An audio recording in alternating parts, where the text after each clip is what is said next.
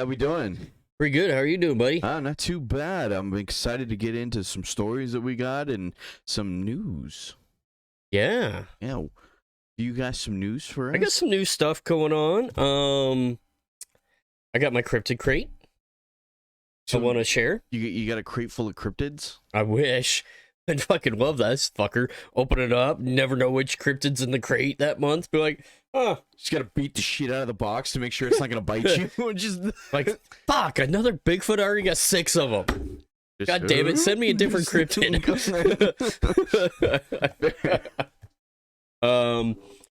Yeah, so I got the Loveland Frog, who's from Ohio. Loveland Frog, you should like just show it in that one. Woo! And who knows, he might be making an appearance soon in the podcast on an episode. You're gonna be a guest? Well, maybe, I don't know. The Loveland Frog, just fucking ribbit. Just fucking also got this little book, Alone in the Muck. In the muck? There are creatures lurking in our world, obscure creatures, long regulated to myth and legend. They have been sighted by a lucky or unlucky few. Some have even been photographed by their existence remains, but their existence remains unproven and unrecognized by scientific community. Oh, wow. They're pretty badass. Woo! The book, series book, system, Proxima, whatever. I've been getting these with the Cryptid Crate. I also got like these little, Sorry, I sneezed. good luck charm, guys. It's a mini Bigfoot and a mini giant squid. Those are really cool. Kind of hard to... Yeah, kind of hard to see them, but... Was it? Checked out. Also, Yeah. this pretty, The hentai. sweet shirt here. Little jackalope. Ooh. Yeah. I do like that jackalope. Yeah, he's pretty sweet. He's, it's pretty horny. It's pretty... So, the horny bunny. Yeah. Yes, he is. When is this episode gonna drop? I'm just out of curiosity. This coming Sunday. This Sunday? So April... well, 3rd. Friday this first, yeah. April 3rd. It'll drop. So April 3rd. Do you want to talk about what is gonna... So, coming up on the following episode, our season finale, Okay. we're going to do like what we do up in here. We're going to have a special guest. Ooh. Pretty sweet. I'm excited for it. He's excited for it. We're going to be having author Mike. Oh shit, yeah. Yeah. Why am I acting like I didn't know? Right. I knew. I've known all along. We're going to be having author Mike. For those of you who don't know who author Mike is, you should fucking Google author Mike, for one. 2, he did Kane Hodder's biography. He also helped publish Tom Savini's biography. He's written a lot of cool horror books. Like he's a book publisher. That's what he does. Writes his own books and all that. He's done such books as one of my personal favorites, Mr. Blue Stick. Mr. Blue Stick? Yes. Ooh. Really good. Tales of a Mortician. Oh, okay. Tales of a Mortician 2, I think that's what it's called. Or Tales from the Attic or something like that. And like Tales from the Mortician, it's just a collection of short stories. Of short horror stories. Really good. Ooh, maybe if we had permission, we could read a couple on the podcast. They're short enough. Yeah. I'm sure we could ask him if he wouldn't mind us doing that. Yeah. He also has done a book called Pieces with Rebecca. I want to say her last name's Roland. Another horror author. Isn't that the book about the guy like body parts being found all over the U.S.? Being sent in mailboxes, kind of thing. Yeah. My wife actually has it. book I bought it for. Actually, we probably own almost all of Author Mike's books. Big fan? Just a little fan, you know. Just helping the guy out. No. No, big fan of his work. I really like it. It holds my attention. Not a lot of books do. But his books really, the way that they're written, just captures my attention and holds it there. That's good. And like Mr. Blue Stick, just the way that was written, you just had to keep reading. You're like, I gotta know what happens. I gotta find out. It was a fucking page turner. I like. It was a like really that. good page turner. I actually, after reading it, messaged him and was like, dude, that is probably one of the best books I've ever read. Loved it. One thing for you. It should be a movie. It should be a movie. I told him that too. And I even spitballed my idea. I was like, dude, I see Kane Hodder is playing Mr. Blue Stick because Mr. Blue Stick was burned. He was in a he was in a fire. He was burned, and he was a big guy. And I was like, I think that'd be perfect for Kane, not because of the burning part, but just the way the character's written. Dude, I could see him. It's like he was made to already play it. Yeah, and then there was this other character in there. Yeah.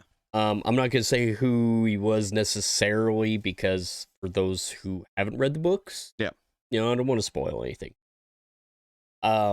I totally, in my head, as I'm reading it, and from the description of this guy, I was totally thinking of Doug Jones. Really? Doug Jones? Yeah. Oh, shit. This character. That'd be, okay. I was so just now like, I'm kind of I was like, wondering. man, that,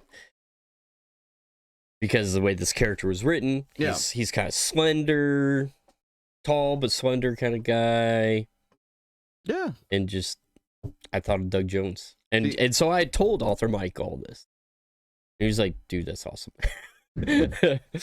Dude, I've always had the perception that a lot of authors, especially nowadays, are really afraid to go from book to movie or even like TV show. Hence, because I mean, like, depending on the contract of being that's there, they lose control. Oh yeah, definitely. I think very few authors have the ability to put input. To keep your book intact. Yeah. No, I agree. But, I think it would make a great book or even just a mini series. I mean, it's already a book. I meant movie. A great movie or a mini series. Yeah. Because on the mini series you could have hour-long episodes and there could be like 8 of them. An 8-hour movie. And that basically you could stretch, be able to fit the story more of its entirety. And put the detail that you want to put into it. Okay. Yeah, no, see, that's what I like about miniseries And I think, with his circle of friends, they could probably make it happen. I mean, yeah, he's got connections. He knows a lot of people. But anyways, he's going to be a guest on the show this next week. Got it all set up. So we need you guys again this time to please, if you guys are interested in knowing about this man and his work and then just like his creative process or anything like that. Yeah, just anything. Make sure that you guys go ahead and send us through the Facebook the Facebook page. Messenger. Yeah, it's through Facebook Messenger.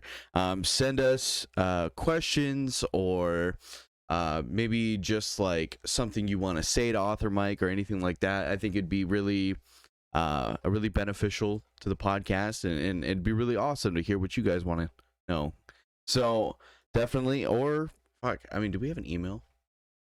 We do not have an email currently. We're kind of slacking on that one, but. Yeah. Still, Facebook. I mean, send it to Facebook, and if it's something you want to send an email form, if you send us a Facebook message, say, "Hey, I want to submit my questions through email." Yeah, I can give you an email address. Yeah, or also fucking YouTube comments. Yeah, there's comment section for the reason. Use it. Use it. It's gonna be awesome. But any questions you submit, please try to refrain from asking anything about the celebrities he's like, try to keep it towards him. Or, this is about this man and his achievements and his work and everything like that. So I feel like, they get really some of these people that have worked with, bigger celebrities and stuff like that. I feel like they get kind of like overshadowed by the fact that they have more popular. Correct. Yeah, I agree. And in fact, when I talked to him about it, for one, he said that he was really thankful that we even thought of him. No, I think and two, he was like, can you guys like try to like stay away from asking me about all the celebrities I've worked with and stuff. He goes, because every other podcast I've been on, that's all they want to talk about is what was it like with doing this with Kane, or what was it like doing this with Tom Savini, and I totally understand that. No, and I mean, this is where we're gonna kind of. We'll still take questions of stuff like that, but especially if there's a lot of repetitiveness in the questions, we're only going to pick a handful. Right. Yeah, we can only have so many questions. Yeah. And we want listener questions to be asked. I mean, that's why we're asking you guys. Submit them. Exactly. We want them. We need them. And we definitely also wouldn't be here without you guys, so we appreciate you guys and hope that you guys are definitely enjoying the show. We just want you to be a part of the show as much as possible. We love to interact with you guys and hell, even get to know some of you, because I mean, some of you are from all the way across the fucking world, and I want to know what it's like to be out of this hellhole. Right? They still only feed me chicken nuggets. Anyway. Yeah, well, and travel far away, that'd be awesome. Yeah, that would be pretty. How cool would it be to travel to another country to go visit one of our listeners who's like, dude, I know of this super seriously haunted house, you guys need to come check it out. Yep, we're going to or I know where Cryptid's at. We're going to Japan. That's where we're going, the first place, I'm telling you. If I wake up from my little suitcase nap, from you stuffing me in a suitcase because you didn't want to pay the extra plane ticket. That shit's expensive, and you know it. I know it, but it's getting cramped, and I wake up in fucking Scotland. I'm gonna be pissed.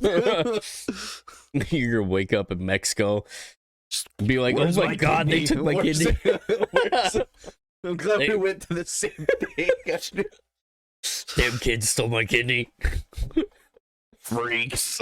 Just fucking going with it. Oh god, yes. Also, I reached out to Crypticon. Oh, yes, Crypticon Seattle, and they are now currently in the talks of reviewing the whole mask mandate thing. Ooh. So if they decide to not do masks indoor, guess where we're going? Crypticon. Fuck yeah. Yeah, I was actually talking to one of the viewers I got on Twitch, and a really good friend of mine right now. I was telling him about it because like his whole family loves horror, and they fucking really are they into stuff like that. Are they from Seattle area or in Washington? They're in Alaska. Well, shit, I don't know of any conventions in Alaska. No, but him and I were talking about it, and he is planning on making a trip out next year to Seattle, to go to Crypticon. Dude, yeah, that'd be fucking awesome, man. God, there's so many other, like, I would even go, like, travel to a different state to meet this guy if he wanted to go to a bigger convention. See, I told him there are other conventions, stuff like that. This is just the one that he just has to Google horror conventions. That's what I told him. Okay, but he's pretty set on the Crypticon. Okay, because it'll be his I think one of his first conventions he's been to. I think it'd be a good one because Crypticon. I agree. I feel is a good first convention, horror convention in general, actually. Because it's a smaller one. Not that that's anything bad, but it's easy to do in a day. Yeah. or if you want to take your time and spread it out between 2 days, you can. But everybody's super nice. Of course, at most horror conventions, everybody's really nice. Yeah, everyone's pretty badass. Out of all the horror conventions I've been to, there hasn't been one yet where I've really met anybody that was an asshole. Yeah, I have to agree with that. I don't think I've ever Except met for one guy. who. Oh yeah. Yeah, we've talked about that. Yeah. Then you shall not be named. But I mean, no, I think it'll be a fun experience for him, and he's bringing his wife and everything like that. That'd be awesome. Yeah, man. no, it'd be pretty badass. And hey, buddy, I love you, you bastard. You fucking anyway. Fuck yeah, dude, that's fucking awesome. And hopefully we'll have our shirts when we go to the Crypticon. I want a hat. I want to make us a hat. Okay, make us a hat. I was thinking about it because like it's got to be a flex fit. Flex fit. You want a flex? I don't like. You don't like snapbacks. I don't like snapbacks. Okay. Gotta go in. No, I'm just kidding. Yeah. You gotta go in there. I do. All right. So. You win. No, okay. No, I'm down. I think that'll be really cool because that'll be giving us some what's the word I'm looking for? Some promotion, yeah. It'll get our name out there, and hopefully people will, especially at Crypticon, they'd be like, "Oh, well, what's that?" And then we could be like, "Well, it's this. It's, fucking." There's a thing, and I'm gonna look into it because I was gonna look into it for our haunted house. Yeah. That is a QR code, and people just scan it, and it pops up with all your information. Oh shit. So it gives them all your information. So I was thinking about doing something like that, trying to work that out for the haunted house, but also for our podcast. So then when we go to conventions and stuff like that, we can talk to them about it, and we can say, "Hey, check us out." And then they scan it with their phone, and then they have that information. See, that'd be on how cool. to get to us. We could have the link for our YouTube page on there. We could have the link that would take them to Spotify, Anchor, or whatever. Yeah, Facebook. Exactly. Everything. I think that'd be really badass. So, yeah, that works out. I like that. We're gonna have to look more into that. Sorry, we're still learning. It's okay. Yeah. But I mean, we're getting bigger and better, and I mean, technology for us is getting more better. More better, more accessible, more easy. It'll be awesome. I think it'd be pretty badass. Well, I got you got any news for us? Got anything you want to shout out? No.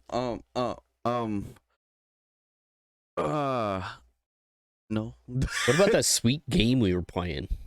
What game were we playing? Oh, yeah, that game.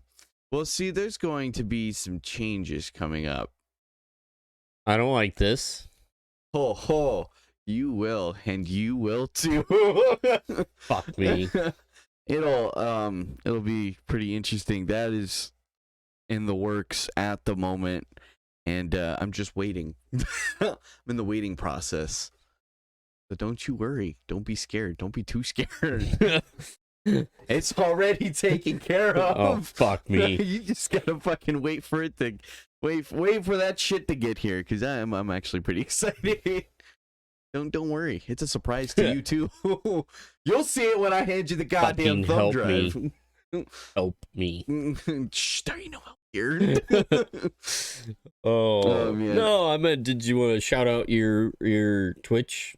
Oh yeah, that's where I was going with that. Oh, shout that out! Shout that out! Oh yeah. If you guys are interested in watching some like spooky gameplays, or I play a lot of DVD or anything like that, come check me out on. I'm usually live on Twitch Thursdays through Saturdays, and sometimes I do on Wednesdays as well, depending on. Yeah, like we did this last Wednesday. Yeah, we did yesterday, right? well, it won't be yesterday by the time this comes out. Oh, fuck it. Well, you know what? Time is different. Theory of relativity or We're whatever the fucking fuck time Einstein traveling, said. bitch, okay? Okay, I'm sorry. I'm here from the future. Be past. I don't know. Anyway, no, but check me out on Ethics 300 at TTV. Well, it's not at at twitch.com. Yeah, just go down to Twitch, give it a little look-see loo and yeah, go check it out. It's a lot of fun. We have a lot of fun there, and yeah, no, I like to play with viewers too, so if you don't mind. Yeah, in fact, I was on there playing with you, played a couple rounds of Dead by Daylight. That was a lot of fun. That was a blast. I wanted to ask you, what are your thoughts on that game? I like it. You do? Yeah. I think. See, I really thought when because when I got you the game a while back, I was like, this is something that you would probably be into, just for the sheer fact of like all the licensed killers and stuff on there. Yes, I'm enjoying that. And I know that you can play as a killer, but I'm actually enjoying being a counselor. Oh no, I don't. Or not a counselor, survivor. I had counselor stuck in my head because of Friday the 13th game. that's kind of basically what Dead by Daylight is, only on a bigger platform. When did Friday the 13th game come out? Wasn't it like 2017? It's been a while. Okay, because like Dead by Daylight's been out since 2016.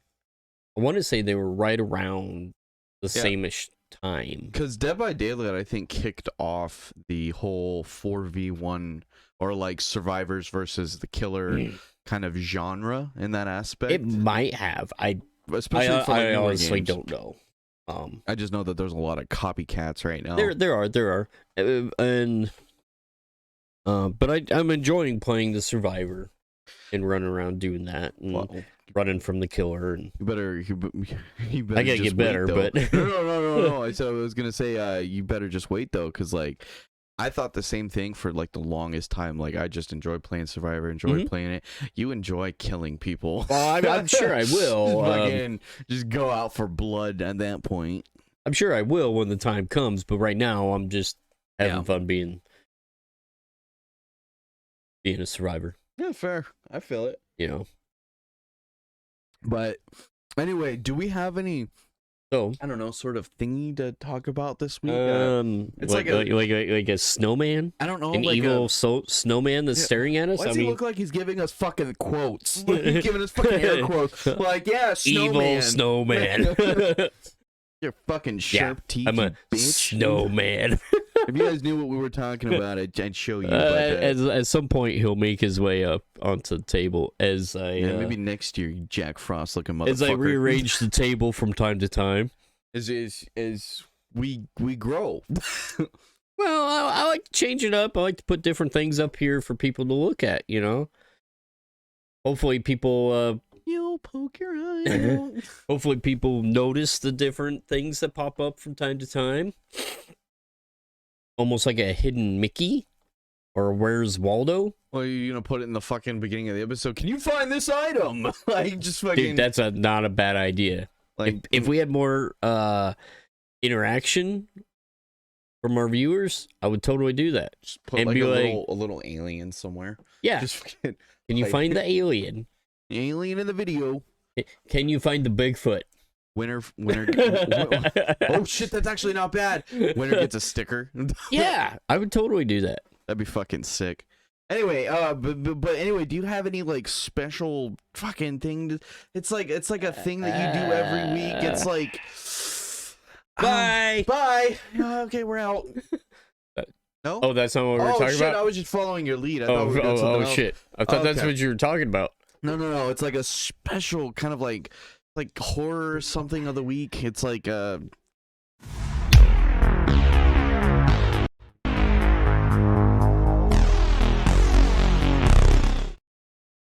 you mean that? I did. Yeah. The horror fact of the week, man. Oh shit! I flashed it at you just like you a common whore. Jesus, I'm sorry. Keep your shit together. I'm a whore.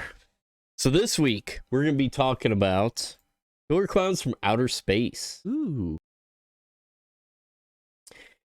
Killer Clowns from Outer Space was a cinematic tightrope act released in 1988. The film skirted the divide between comedy and chills, while also juggling elements of classic B movies, punk rock, and the Memphis style art aesthetic. A dream project for its creators, the cult classic looks at scenic fiction tropes through a funhouse mirror. Plus, it showcases some of the deadliest desserts in film history. The clown's explosive noses were an homage to zombie cinema. Every monster needs an Achilles heel, and as Officer Dave learns in the movie, the space clowns are no exceptions. Punch, kick, or shoot one of these aliens in its bright red nose, and the creature will explode. At the 2011 Spooky Empire convention, the Chitos revealed that this little attribute was inspired by a familiar trope in zombie cinema. It seemed so logical, they said during a panel discussion. Shoot the nose, kill the clown. How do you kill a zombie? Steven then asked. Shoot the brains, kill the zombie. Same idea, you know. Unfortunately, a sequel has been in development hell for 29 years now. Will our homeworld ever be revisited by these murderous space clowns? The Cheetos started toying around with a second Killer Clowns movie very early on. Look, Hollywood is a very fickle industry, they told an Odd podcast in 2016. We've been working on a sequel since the day we made the first movie. I mean, we have tons of ideas on different directions we could take it. So what's the holdup? The brothers have cited financial and legal setbacks as a major roadblock. In 2012, Kramer said that one proposed sequel idea would take his character in a tragic new direction. One of the Cheetos came up with the idea that everybody thinks Mike Tobacco is crazy, Kramer said. Set long after the events of the original movie, this hypothetical follow-up would portray Mike as the town drunk, whom everyone else believes to be crazy, until the clowns return. The Cheetos have also discussed the possibility of a 4-part trilogy. Well, which is weird, because trilogy is 3, but that'd be part sequel and part remake, and produced for TV. Oh wow. See, that is really cool. I'd love to see. I was just looking at your pictures too of like kind of a throwback, and who would have ever thought you just gotta punch a clown in the nose? I always want to punch him in the nose. I just want to punch him in the fucking face all the time anyway. But I'll hit for the nose next time. Thanks, Ronald. Right. Thanks. But wow, that's actually really badass. It takes me back to that movie. Right? I haven't seen that. I mean, and this movie, oddly enough, as weird as it is, and like you look at it now and you watch it and you just laugh at it, you know. But as a kid, I saw it as a little kid. It actually kind of scared me. Really? Way back then. That actually started my fear of clowns. I thought Poltergeist also helped with that too. I didn't see Poltergeist till a little bit later. Okay, fair. But goddamn, this was actually on, if I remember right, TNT Monster Vision. Oh, back in the day, huh? Back in the day. Oh shit. So, goddamn, they just fucking clowns. I mean, it would have been early 90s, like 92, 93, somewhere in there. Yeah, fuck them clowns. That's all I gotta say. Little bastards. Yeah. Well, as you most of all know, I do have another Japanese story this week. Didn't see that one coming. This one's about, my hopes and dreams. It's about a woman that lives in a gap. It's not the gap. Like, I'm talking about like a small little crack, you know what I mean? Kind of like, that looked like a vagina. But It's kind of like that. Mm. Oh, fuck you. Oh, God. You played. Oh, man. But I have some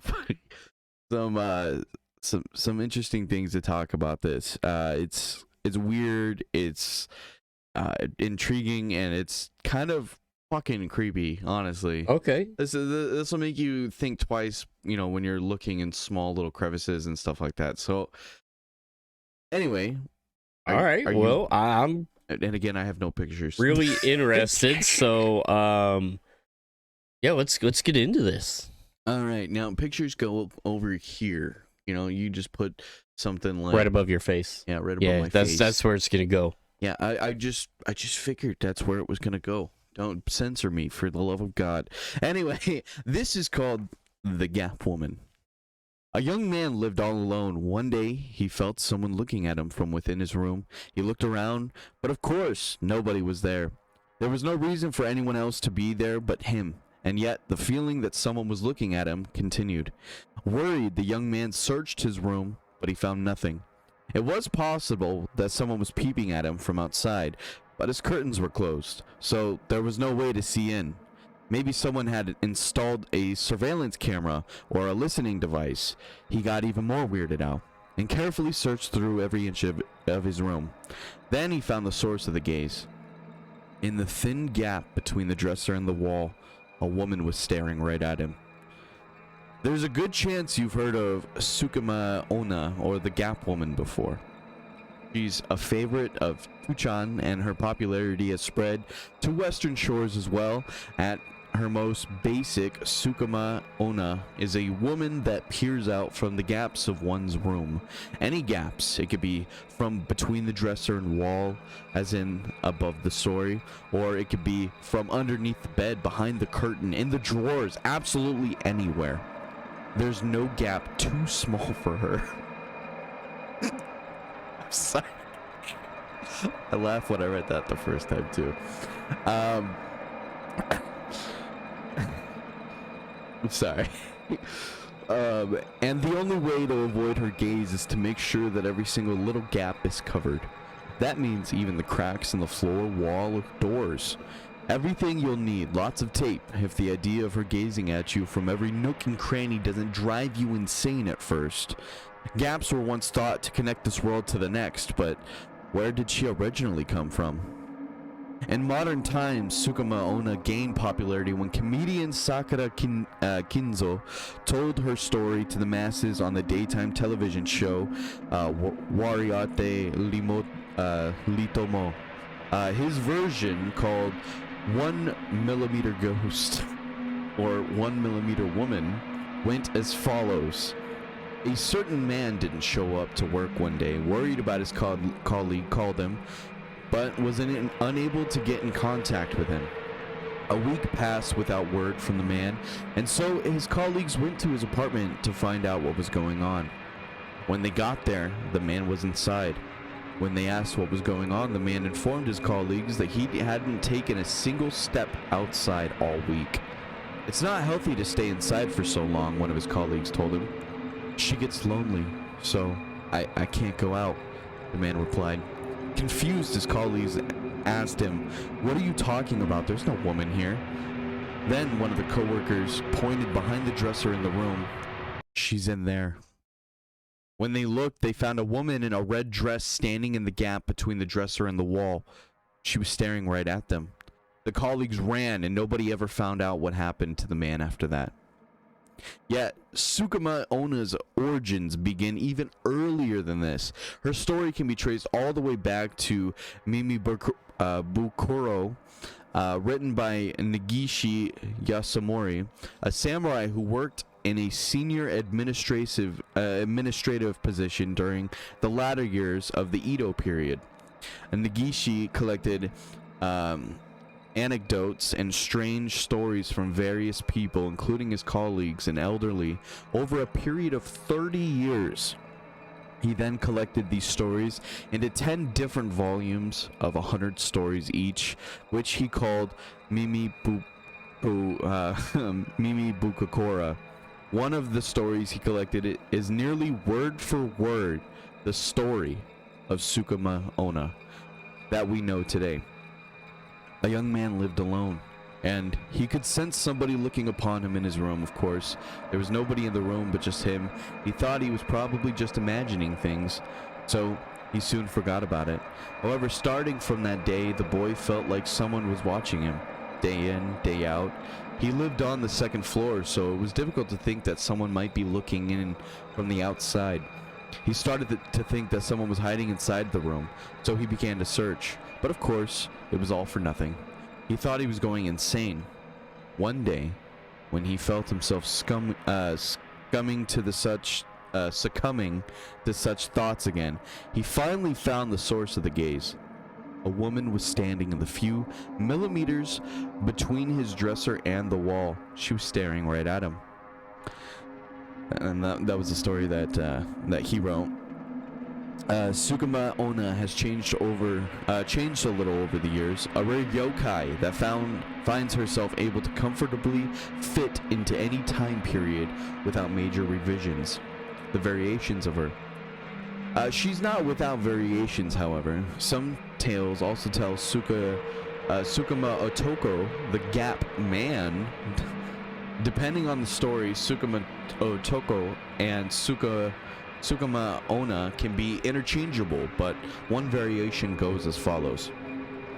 The ordinary places people live are full of innumerable gaps. In those gaps resides Sukuma Otoko, and it's said that if you happen to meet his gaze, he will drag you off into a different dimension. You will never be able to return home again. In other cases, someone will suddenly approach you from behind and say, "Let's play hide and seek." You must hide, but when Sukuma Otoko finds you, he will drag you off into another world. In stories exclusive to Sukuma Otoko, it's said that the middle of his forehead, the area between his brows, has been smashed open. No reason has ever been given as to why. In other dimensions, Sukuma Onna likes to hide in different areas of the house. One hot summer's day, a young man was watching TV at home alone. It was just past 1 a.m, and he suddenly felt thirsty, so he made his way into the dark kitchen. Light from the living room filtered in, so he was able to see well enough without turning the lights on. He grabbed a can of beer from the fridge, closed the door, and then he saw it. A woman standing in the 10-centimeter gap between the fridge and the wall. He screamed and the woman disappeared. After that, the young man avoided using the kitchen at night. Just who was that woman? Method of attack and escape in case you find yourself face to face with Sukuma Onna. As we can see from the above Sukuma Onna stories, she has various methods of attack. Sometimes it's left up to the listener's imagination what she does with her victims, but often she keeps them contained to their house, unable to leave her behind, or she takes them off to another dimension entirely. Colleagues or friends who visit the victim will find them fading away, unable to leave to buy food, and not having moved or exercised since the last time anyone saw them. Only a husk of a human remains, and unfortunately, if you happen to see Sukuma Onna on your visit as well, she might transfer herself to you like a virus, and you'll never find your apartment haunted next. So how can you deal with her? As is often the case with yokai and urban legends, you can't. Not really. You can cover all the gaps in your house with packing tape, but it's not a very practical way to live. Nor is it guaranteed that you'll seal every single crack. She can appear in the tiniest areas that the human eye might easily miss, and it ultimately amounts to putting a plaster on a knife wound. You might succeed in covering it, but it's still festering away under the surface, threatening to break free and bleed all over the floor at any moment. Some have suggested that you can lure Sukuma Onna to another house, although no successful method has ever been given. Some versions of the tale mention that seeing her is enough for her to start haunting you. But if you think inviting your friends around to get her off your case will help, beware. She generally won't move on until the person she's haunting is already dead. Sorry. In media, A film titled Tsukuma Onna was released in 2014. In it, a young office worker named Koharu hears that something strange has happened to her estranged younger sister, Kyoko. She visits her apartment and finds all the gaps covered in packing tape and her sister weak and exhaustion. Kyoko explains that she went to a certain house for a test of courage, a house that was supposed to be haunted by the evil spirit known as Tsukuma Onna, and now she's fallen under her curse. Koharu visits the house to learn more in an attempt to help her sister and discovers someone new has moved in, and she's being locked inside by Tsukuma Onna as well. A light novel by Maruyama Hirado called Tsukuma Onna Wide Width was released in 2009. And the story of Tsukuma Onna by the name of Harimi, using the kanji for beautiful needle, gets caught between the dresser and wall of a young man named Takeyumu. Harimi has a fondness for human food, and her overeating has led to her becoming wide width, or the size of a normal human being. The story examines the relationships between the two as they learn to coexist in the same room, and, in contrast to the horror the original legend might suggest, also comes with a happy ending. Tsukuma Onna's popularity continues to grow, and for a yokai that has been around since the Edo period, she just seems to be hitting her stride. After all, the modern world is full of tiny gaps. You never know where she might be. And that's the end. Wow. Oh, good story, huh? That was a really good story. As you're reading that, I'm just kind of like looking around the room, and I was like, yeah, there's a gap fuck there. me. There's a gap there. They're fucking everywhere. And there's a gap there. Oh man, no, that was when I was reading it and trying to find a story. It was like I wonder if like there's something like that'll make you kind of look around. You know what I mean? Yeah, like yeah. I like the feeling of like you're being watched, because those are like my favorite type of some of my favorite type of stories where you just the paranoia of it all. Paranoia sets in, and yeah, no. then before you know it, you're just fucked. Like fucking looking everywhere, and yeah, you just freak out. That's the best kind of horror. It just keeps you on your fucking toes. Yeah, I agree. But when you're looking for something to watch, though, nothing beats a classic slasher film, though.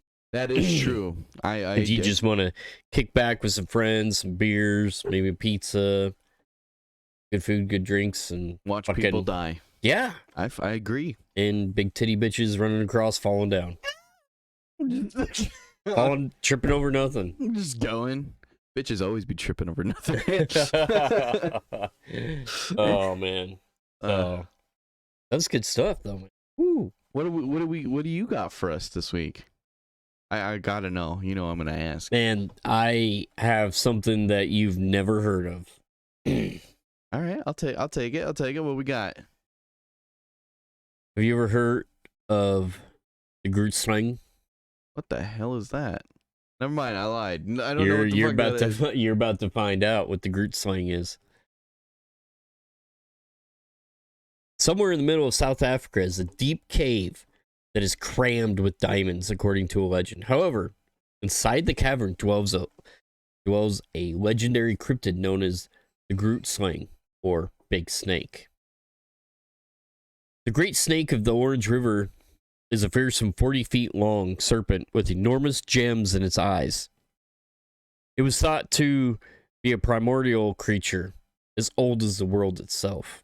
Various tales state that the gods, who were new to the art of creation, made a terrible mistake in the Grootslang's creation, and unknowingly gave it incredible strength, cunning, and intellect. Realizing the seriousness of their mistake, the gods split the Grootslang into separate creatures and thus created the first elephants and the first snakes. Many legends claim the fearsome beast to be a huge elephant with the tail of a serpent. But on one of the original Grootslangs escaped, and from it all, the other Grootslangs were born. is claimed to devour elephants by luring them into its cave. Guides are reluctant to take expeditions into the cavern, also known as the Wonder Hole or Bottomless Pit. Only one tough prospector is said to have tried to explore the unexplored. Local tribes say that the cave is connected to the sea, 64 kilometers away. He used a winch and a cable to reach the ledge far below the cave. Tunnels led off the ledge and was a strong smell of sulfur. He dropped his electric torch, not toothbrush, when bats flew in his face, and he was taken back to the surface. He never again tried. Various reports of sightings have occasionally appeared in the South African newspapers. Witnesses confirmed the creature's length as 40 foot and has 3-foot wide tracks in the muddy banks of the Orange River. A party of prospectors once followed the track for miles before it finally vanished into the river. Sorry. The Grootslang is believed to inhabit warm rivers and lakes. Natives say that it is a spirit snake, and anyone who encounters it is overcome by a sense of evil. Grootslangs were known to convert gems, especially diamonds, despite their lust for covet. Not convert, covet. Despite their lust for cruelty, victims can often bargain for their freedom by offering the beast enough precious gems. While searching for the treasure in 1917, English businessman Peter Grayson disappeared after members of his party were attacked and injured by lions, prompting stories that the Grootslang had killed him. Does a giant snake indeed live in the Orange River country? Or could it have been a python? Although it's fairly unlikely that these reptiles might attain a length of 40 foot, it's not impossible. Medusa, a python, was recorded as the longest snake in captivity and clocked in at 25 feet 2 inches long in its official world record measurement in October 12th, 2011. Long pythons have been shot in that area, and one of these, if seen at close quarters, was sufficiently alarming to make an exaggeration understandable. Besides, the Grootslang is believed by many to be half elephant, half serpent. Natives maintain that there is only one Grootslang. Oh wow. So like my only thing about it, so if it is believed to be the source of where elephants and giant snakes came from, like anacondas and pythons, why is it luring elephants into the fucking... It's fucking cannibalism, right? You know? It's like, eh. But I mean, it was definitely a cryptid we'd never heard of. Yeah, no, it's definitely... I'm looking at the pictures here, and I like that one most. This snake with the elephant trunk kind of... Yeah, that one. Yeah. It's very interesting. Very, that's the cave there. Okay, so that's an actual picture of the cave. Okay, well, I was looking at them, and how fucking, how interesting is it? Is like the fact that it's a elephant head. And let's just say it's in the water or whatever, and you're on like an African. The elephant head comes up out of the water, and you're like, oh, what a beautiful animal, and then it just. And then it's like, what the fuck? Like a giraffe and an elephant got them together, had a little baby. The fuck, Dumbo? What happened to your fucking neck? Or what would be terrifying is you see its head in the water, and you walk up and you're like, I'm gonna go get me an elephant. You walk up and the tail comes around behind you and like wraps you up and then fucking drowns you and eats you. Just yeah. Just go ahead. The Star Wars Legos fucking sound. Yeah. I mean, that would be absolutely fucking terrifying. That'd be the worst fucking safari I've ever been on. Fuck this. And it would be the last one because you'd be dead.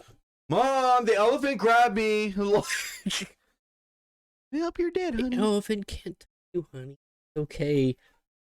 Mom, it's wrapping me. That's a snake, darling, not an elephant. Get it right. Mom, it's connected. Oh shit. Oh no. That's when you take an insurance claim on your kids. Oh man. Fuck yeah. I can understand that. It's okay. That fucker jumped in. Elephant snake my ass. It was a fucking dumbass jumped in the water. Fucking crocodile got him. Just fuck me up. Right? Just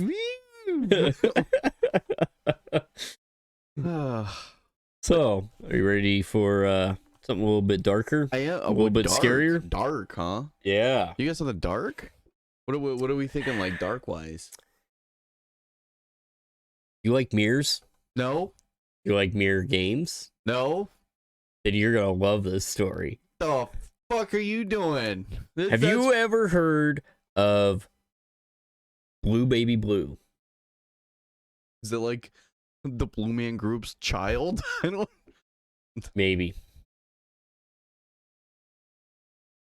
We've all heard of Bloody Mary, but have you heard of the similar, but no less disturbing legend of Baby Blue? Poor Baby Blue never had a chance. Born into a world by a psychotic mother, he was destined to be a child of legend. Nobody knows his real name, only that his mother killed him with a piece of shattered mirror. The ritual Baby Blue, unlike Bloody Mary, is set in the confines, or not unlike Bloody Mary, is set in the confines of a bathroom. And you'll need a mirror to try it, if you're brave enough. I suggest you take a friend if your heart is set on trying this out, but make sure they know what they're in for.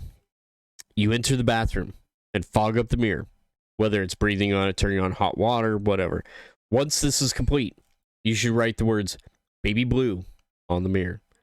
Step 2 is turning off the light, waiting for a few minutes. Once you've waited for about a minute, you should hold out your arms just like you were carrying a baby in them. You should then feel the weight of the baby in your arms. Whatever you do, don't freak out. Keep him held safe, and after a while, you should pass him to your friend. Do not drop him. He doesn't take kindly to this and will give you a little scratch. If you pick him up and drop him a few more times, it'll be the last thing you'll ever see in the mirror. A second version of this legend has a slightly different ritual. You enter the bathroom with the lights already turned off. Stand in front of the mirror and say the words, Baby Blue, 13 times. Over and over again. While reciting these words, you should rock your arms back and forth as if you were holding a baby. Once you finish the 13th chant, a baby will appear in your arms and give you a little scratch. At this point, I suggest you drop the baby and run, because not long behind him is his aforementioned psychotic mother. She will scream at you from the mirror, "Give me back my baby!" and attempt to have you meet the same fate as her little treasure. Okay. Let me... Did you say... What you saying is the story is promoting child abuse? Because, okay, hear me out for a second. Dear God, no, that's not at all. No, hear me out. You're telling me I can do the first one. You're like, you could drop it once. You drop it a couple. If you drop it a few more times, it's like, okay, so I can drop it like, oops. Like, my bad. You slipped out. It's okay. Drop it again. Just fuck. That's okay. He'll scratch you each time you drop him. I just, you little fucker. Just. So. No, does it count? Because it's not dropping. Just grab him by the fucking legs and you just start beating the shit out of him. I don't know. It doesn't say that, but. No. And then for the second one, the mom's just watching you beat the shit. You're supposed to just drop the baby. Yeah. What if you just scream back at her, "Give me back my baby"? And she's like, "Yeah, I don't have a baby. Feel like, yeah, you do. It's over there. I see him. He's hiding in the shadows. But I mean, still, I mean, it's a different take on Bloody Mary. Yeah, it's just bloody baby once you drop him a few times. Oh, yeah, no, he's blue.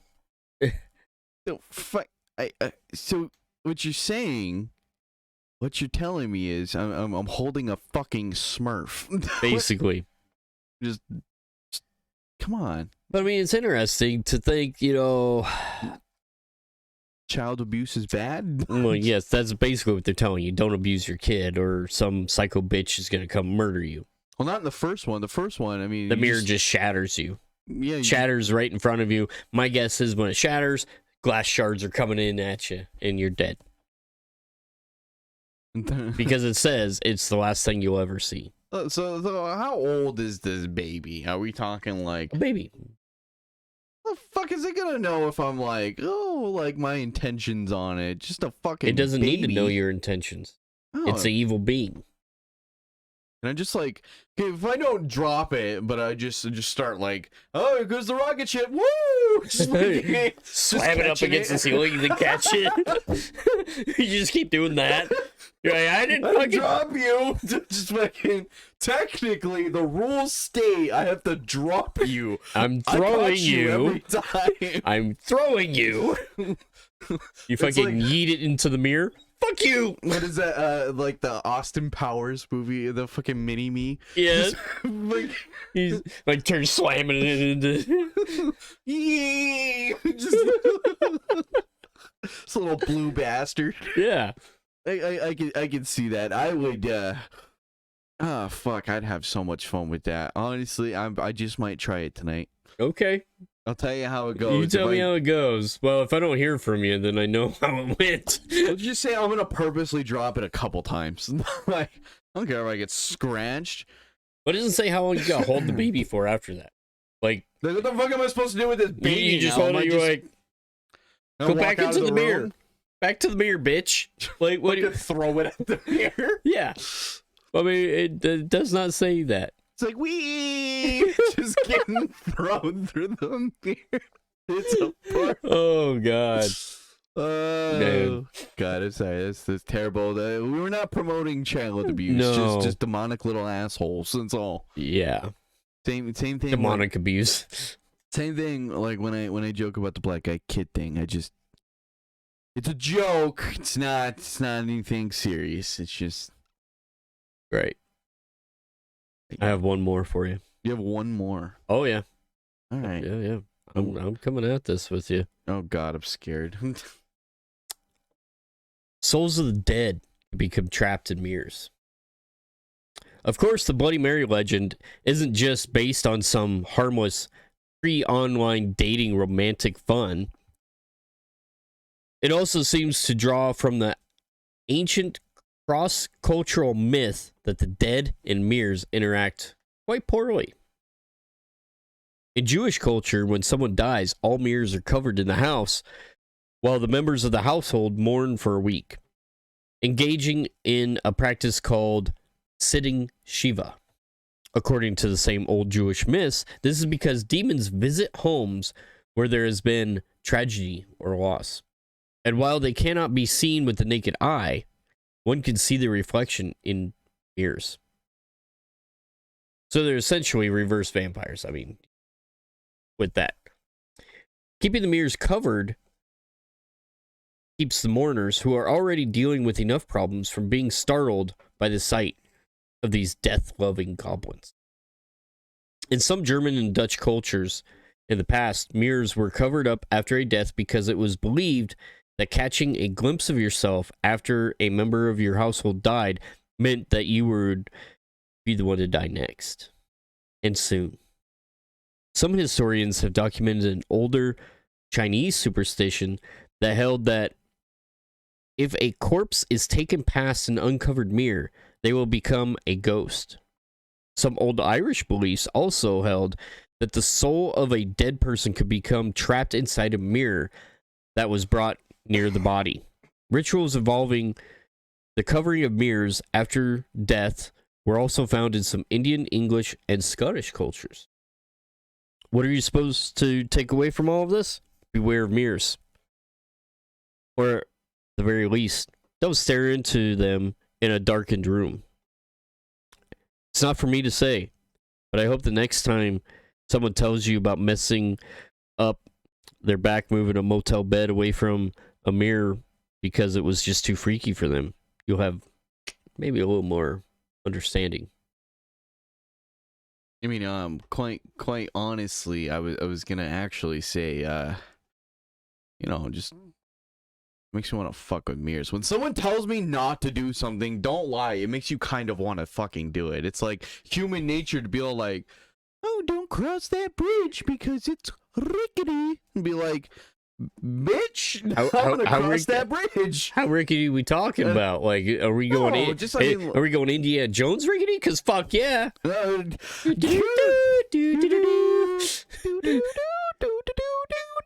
Okay. But no, I don't know. But no, I agree.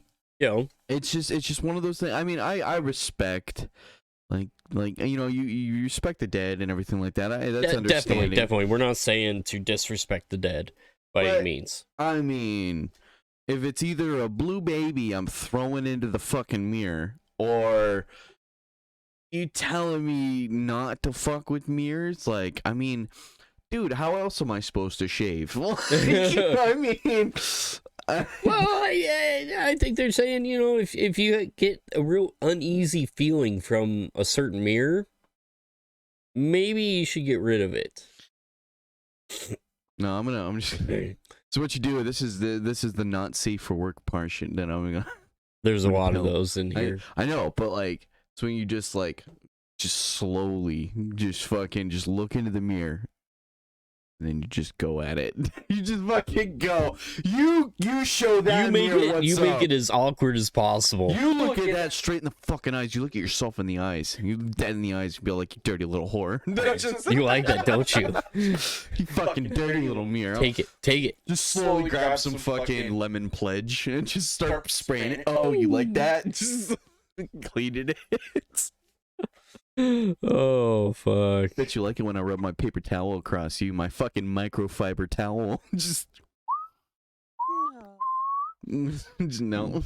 Jesus. Okay. Anyway, oh man. So, dude, is anything else with mirrors that I have to be afraid of now? Because there's one right. There's that one right there. Yeah. Conveniently placed. Right behind me, of course. Yeah. You want to switch? We should switch sides. No, we're not switching sides. We've already set this up. This is my side of the table. Your side of the table, but there's a gap behind you. Watch out for Sukuma Ona. She looking at you? She looking at you? You just see this as soon as you open it up. You just fucking she flips you up like, yes. And then she like, you see the fucking curtain just go just running away. Oh god damn it. Oh fuck! I was like, that was a bad joke. God damn. That would be it too. What if you somehow get her into the bathroom, right? And get her to do the baby thing? I mean, I'm guessing she's a tiny fucking woman. But she'd be like, gonna fucking drop the baby. She don't got fucking arms. That's what I'm saying. She'd be fucking awesome. She has no muscle to hold up the baby. So what you're saying is like, whoop, whoop. The psychotic mother versus the fucking Sukuma Ona. Yes. All right, let's do it. I want to see this fucking battle. It's horror death match, like celebrity death match. You don't know that show. Celebrity Deathmatch is I know that show. It's like a wrestling ring and shit like that. Yeah. And they fight and it's like claymation. Yeah, claymation. Yeah. It was on MTV. I know what that was. But I agree with that. We'll have our own horror edition of just different cryptids and myths and stuff. I agree with that. I'm fucking down. Let's go. Sukuma Ona all the way. She gonna kick that ass. I don't know. You got a fucking demonic little baby and his psychotic mother. It's like a tag team match. A tag team? Tag team match. Mom, get in here! Woo! Just fucking. She dropped me! Shit. She's in the cracks. Can't get her. Yeah, I'm over here. I'm over here. Just fucking peekaboo. Just go with it. Just fucking. Oh, she's fucking fuck. with the baby. Where'd you go? Where'd you go? There you are. Just beating the shit out of it. She's like, I didn't drop you, bitch. She punched me. Well, that's not in the rules. I can't do anything till she drops you. 1, 2, 3. A B C D F G. Fuck your mom, she can't see me. No. Oh, Okay. she's cheating. I can't do anything. Whoop! Oh! Am I gonna drop you? Whoopsie. Oh She'd be like, shit! bounce him off the wall. Whoopsie. Didn't drop you. I caught you. Oh shit! Oh.